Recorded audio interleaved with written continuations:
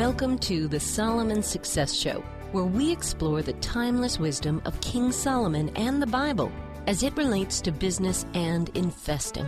False prophets and get-rich-quick schemes are everywhere. Let's not be distracted by these.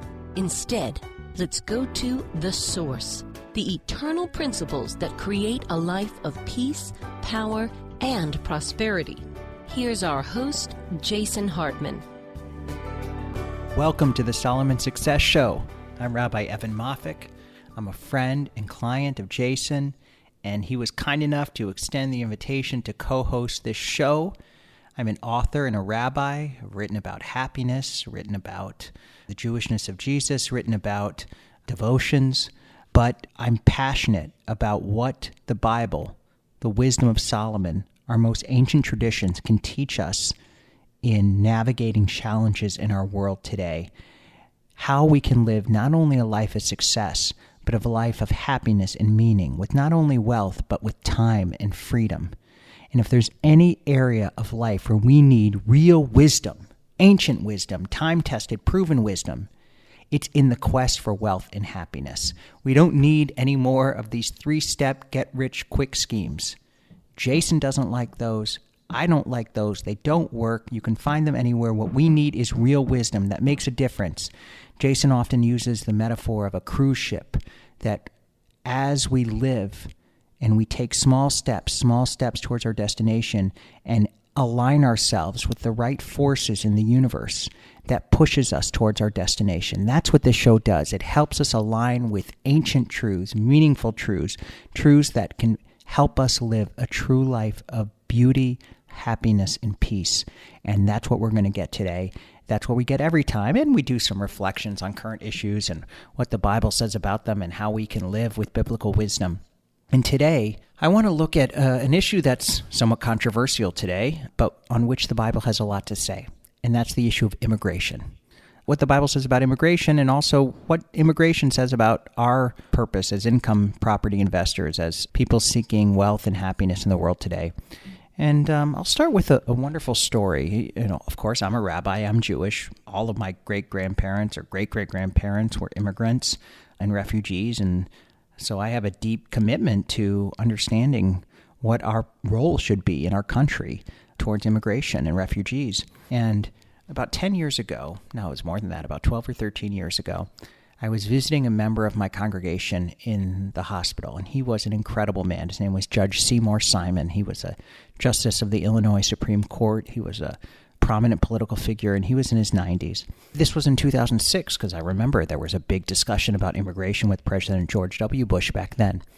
And I'm sitting in Seymour in the hospital room, and I'm talking with him, and I have to lean close because he doesn't hear that well, and we're talking. He wants to talk politics. He wants to talk immigration. So I said to Seymour, I said, I just feel so passionately, and I feel such compassion for immigration. Why can't we simply give amnesty, allow people who came to this country, whether illegally or however they got here, why can't they live here? Why can't we accept them? And he said, I said, all of our ancestors were immigrants. He said, yes, but most of our ancestors came illegally. Many of the people here today did not come legally, which he was speaking, of course, about undocumented immigrants. And then he also said, when your great-grandparents came, there wasn't a whole welfare state. Now there is.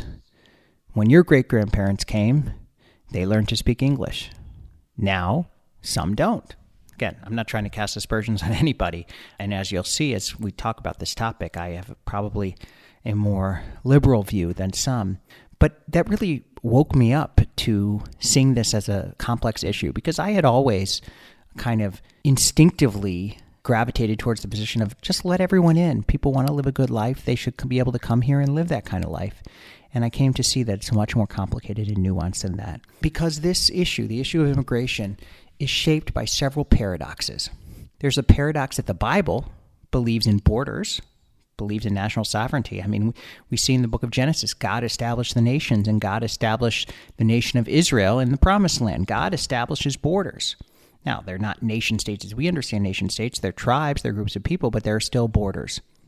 Yet, in the ideal world, in the biblical world, We all move freely. I mean, Abraham leaves his homeland and he goes to the promised land. Abraham moves across many different borders and he settles in different places. So clearly, God doesn't want us to always be in the same place and to not have any freedom of movement.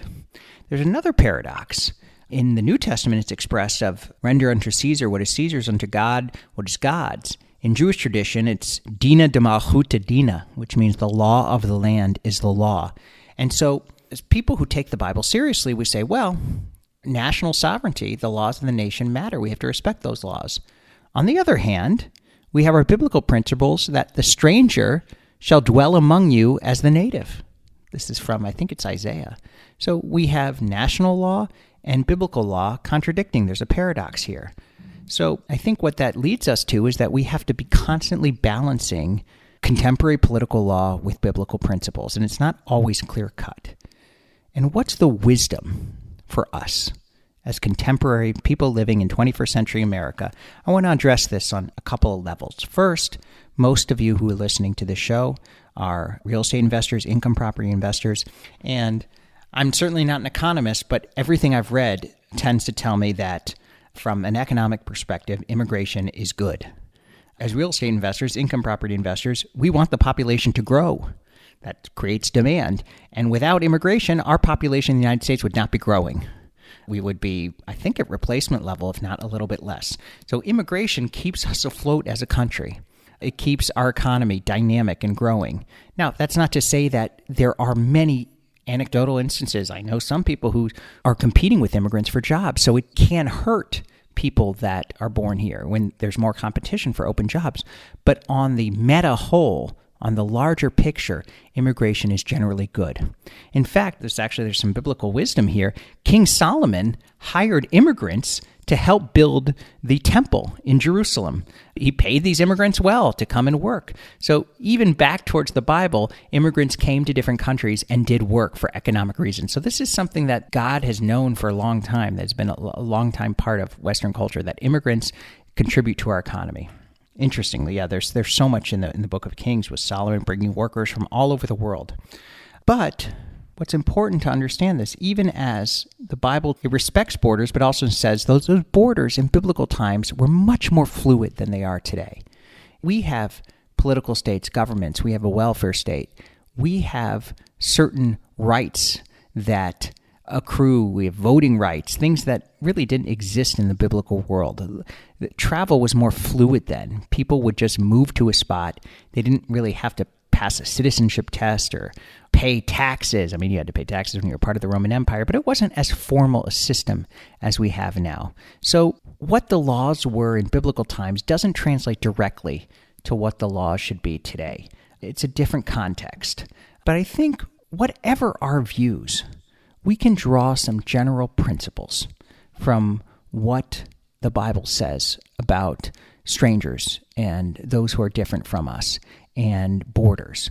And generally, I think it doesn't fall into left or right, Republican or Democrat, that we hear so much in the world today. You know, one of the purposes of this show, I think one of the reasons Jason has this show is that we can't get caught up in the divisiveness that so drowns our world. It handicaps our thinking when we're always thinking of left versus right, Republican versus Democrat, in this polarized environment. It forces us to choose sides on issues that are much more complex than that. And immigration is one of those issues. So a couple of general principles that I think have some practical impact for each of us. First is that assimilation is generally good. That when people move to another country, let's say people who immigrate to America, should generally try to adapt to American language, norms, life patterns. I mean, that happens a lot. Probably happens less today than it did. I just heard in Chicago, we're just about to spend $12 million in our public schools for Spanish-only classes. And, you know, I'm not thrilled about that. I think people should be learning the language of the country in which we live. Of course, we have to be kind, we have to adapt, we have to treat all people with dignity, but in general, we should be promoting assimilation. And the reason I say that is there's two primary words in the Hebrew Bible for immigrant, and they each have different connotations. One is ger, And ger is someone who sojourns, who lives among you. And this is a person who really assimilates, who becomes part of your culture. The paradigmatic example in the Bible is Ruth. If you've ever read the book of Ruth, it's a beautiful book about a Moabite woman. So Moab was the country across the Jordan River, I believe, from Israel. And she moved to Israel with her mother-in-law. And she assimilates. She adapts to the country and to the land of Israel. She adapts its practices. She marries an Israelite. And she ultimately becomes the great-grandmother of King David. And she is the prototypical ger. She says, your people shall be my people, your God, my God. So she becomes part of that people, even though she's technically an outsider. That's the ger. That's someone who should be treated equally and with absolute dignity and is a model for us when we move. But then there's another term, and that's called the no-Cree. The no-Cree is the stranger. The no-Cree is someone who kind of is almost like a guest worker who comes in but doesn't intend to stay and adapt. And the laws are different for the no-Cree than they are for the ger. Of course, you treat all people with dignity and kindness, but the expectations are different and the treatment is different. They're not considered full Israelites like a ger would be. I think when we think about immigration today, when someone is coming here to settle, we should think of them as a ger and encourage the adaptation that comes from being a ger. You can't just come to a place and expect to live the exact life that you lived in the place from which you came. That's sort of what's happened in Europe and in certain Muslim communities, and that's dangerous. That's not what the biblical ideal of immigration is. Second important point that I think all of us can consider and do is that we always have to remember that a society is measured by how it treats its most vulnerable people. And so we should be moved by the images, by the policies of separating parents and children at the border. Children, how we treat children, especially children who are in a strange land, really reflects our values. So the Bible would have no place for that. Whichever president implemented it, whoever is doing it now, the Bible believes that we should treat all people with kindness and dignity, even if they broke the law coming here. So we cannot oppress a stranger. Over and over again, it says, you shall not oppress the stranger, for you were strangers in the land of Egypt. That's one of the most repeated biblical commandments. So we need to stand up for treating others with real dignity and kindness. And by the way, that doesn't mean that we're soft on crime or just believe in open borders. Far from it. A friend of mine who's a pastor at a fairly conservative church, his church does amazing work in Chicago with a poor immigrant community. It's really incredible. And they essentially run a social services operation on the west side of Chicago. And they work with many, many hundreds of illegal immigrants, undocumented immigrants. And that's part of their mission as a church. They serve the poor. The pastor is very politically conservative, and yet he doesn't draw any distinction between who he serves. But here's the thing. At one point, he noticed that there were many people who were taking advantages of the services provided, and that certain people who had gang affiliations and certain just underhanded tactics were taking up many of the resources that were supposed to be devoted to those in need. And many of those were gang-related and undocumented immigrants. And he reported that to the authorities. And so he had no interest in persecuting illegal immigrants. He had interest in protecting those who were vulnerable. And the law should help us protect the vulnerable. And that's what this pastor did. It was a really remarkable story. So we have to stay true to our moral values while also respecting the laws and our ultimate goals. That can be hard. There's no clear, again, these issues are not black and white. But our moral values and our public policy don't always align, but we have to do our best to stay true to each of them, as this pastor did. And a third important point, regardless of our views on immigration, what I really think is that all of us need, and this is a core biblical principle, need to treat every human being like they were created, as if they are created in the image of God, because they are. That's Genesis 1:23. God doesn't care what country you come from, what color you are, what your ethnicity is, what language you speak. Every single human being is created in the image of God. And so whatever the public policy is, whatever we believe is in the utilitarian best interest of our country, when dealing with people, as this pastor did, when working with people and serving others, we don't care where they come from. We don't care about their status. We care about serving. And so we can pray on these issues. We can pray for wisdom in our public policy. We can pray that those who are searching for freedom for a way of life, that they can find it, whether it's here, whether it's in another country, that we can figure out what God intends for us and where God intends us to live our lives and what God is asking us to do in this moment. That answer doesn't fall on Republicans or Democrats. It doesn't fall on the political left and the political right. It falls within our own hearts. And so we should discern that, pray for that, study for that. Whew. It's a lot of ground to cover. Ultimately, I think that immigration is something every country needs to have secure borders. At the same time, the United States is a place that stands for certain Judeo-Christian traditions, and we have to honor those in how we treat others and the kind of values we convey as a country.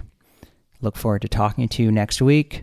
Again, if you have the chance, please rate and review the show. It makes a huge difference.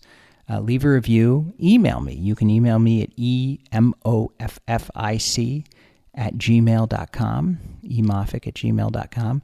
Happy to connect with you. I know our listenership is growing, and you can help it grow even more if you stop and just drop a review on iTunes. It's incredible what a difference it makes. See you next week. Shalom. Thank you so much for listening. Please be sure to subscribe so that you don't miss any episodes. Be sure to check out the show's specific website and our general website, hartmanmedia.com, for appropriate disclaimers and terms of service. Remember that guest opinions are their own, and if you require specific legal or tax advice or advice in any other specialized area, please consult an appropriate professional. And we also very much appreciate you reviewing the show. Please go to iTunes or Stitcher Radio or whatever platform you're using and write a review for the show. We would very much appreciate that. And be sure to make it official and subscribe so you do not miss any episodes. We look forward to seeing you on the next episode.